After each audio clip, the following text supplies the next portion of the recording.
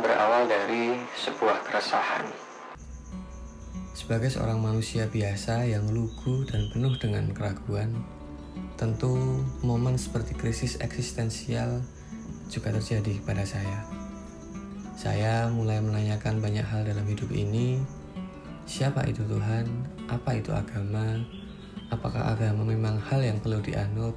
Apakah Tuhan benar-benar ada atau tidak? Untuk apa saya diciptakan? Apakah manusia harus punya tujuan hidup? Dan kalau iya, tujuan hidupku itu apa ya?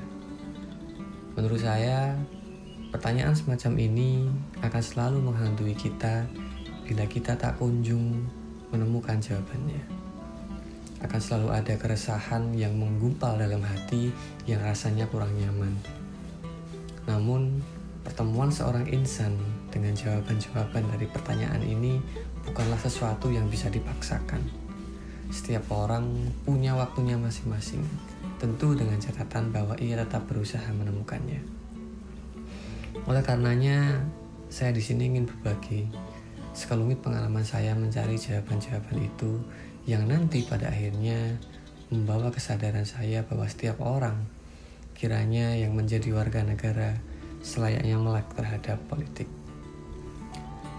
Sebagai seorang pemuda biasa, saya pun bertanya, apa tujuan hidup saya? Hal ini cukup rumit bagi orang seperti saya karena entah kenapa sejak kecil saya tidak punya ambisi. Jadi ketika di SD dulu, saya ditanya ingin jadi apa saat dewasa kelak. Saya bingung sendiri dan hampir menangis karena tidak tahu mau jadi apa. Satu-satunya petunjuk yang saya tahu hanyalah satu petunjuk dari agama bahwa kita harus menjadi orang yang berguna. Tetapi ini pun rancu saat itu, karena jawaban atas agama saja saya belum menemukannya. Saya sendiri masih bertanya-tanya. Jadi, mana mungkin menjadikan sebuah keraguan sebagai landasan dalam bertindak. Sempat terpikir dalam benak saya, mungkin hidup tidak harus punya tujuan. Bahkan ada yang bilang bahwa beberapa hal mungkin memang diciptakan untuk jadi sia-sia. Siapa tahu saya adalah kesia-siaan itu juga. Sebab ya saya itu siapa gitu kan. Bisa jadi peran saya di dunia ini hanyalah untuk seperti itu. Tapi entah karena ego atau memang murni desakan dari nurani, rasanya kok kurang ikhlas untuk menjadi sia-sia. Dulu saya membayangkan apa iya hidup ini cuma numpang lahir, sekolah, kuliah, kerja, menikah, punya anak, dan kemudian mati gitu. Kalau kayak gitu doang, rasanya terlalu remeh hidup ini. Dan buat apa gitu hidup kalau cuma kayak gitu? Buat apa kita mengalami begitu banyak hal dalam hidup dan akhirnya semua itu tidak ada artinya, jadi sia-sia. Nah, atas dasar hal itu, mungkin hidup ini selayaknya memang harus punya makna. Makna ini menjadi penting sebab bila sesuatu itu kosong tanpa makna, kita tidak akan bisa bahagia. Nah, disinilah titik pencerahan mulai muncul. Setitik cahaya di sebuah terowongan panjang itu mulai terlihat. Kebahagiaan mungkin inilah tujuannya. Apa artinya hidup bila kita tidak bahagia? Mungkin rasanya terlihat klise, tetapi hidup semasa kanak-kanak selalu lebih membekas di hati karena apa yang kita lakukan semata-mata hanya untuk kebahagiaan. Namun tentu, semakin manusia mendewasa, tanggung jawabnya pun semakin bertambah. Pikirannya berevolusi, mungkin juga perasaannya. Bagi saya sendiri, kebahagiaan tidak lagi muncul atau tidaklah cukup bila hanya dari bermain-main seperti saat kita kecil. Ada panggilan lain yang sepertinya berteriak dalam diri kita, dan ketika kita melakukannya, maka rasa bahagia akan muncul karena kita melakukan sesuatu yang bermakna.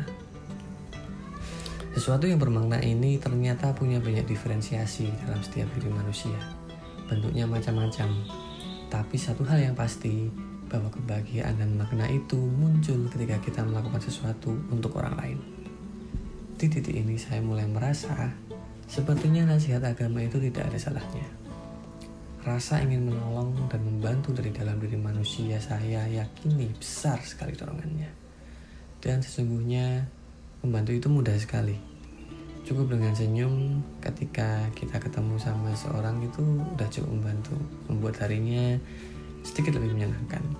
Tapi ketika bantuan yang ingin kita berikan skalanya menjadi besar, disinilah yang akan jadi pembedanya.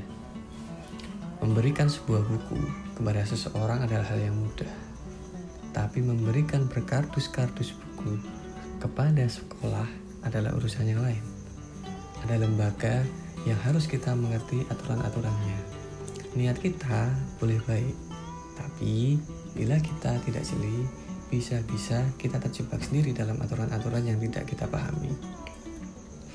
Memberikan bantuan dalam skala yang besar dalam bentuk apapun adalah perkara yang harus kita pelajari bersama, terutama bantuan-bantuan yang sifatnya berbentuk narasi, gagasan, dan gerakan.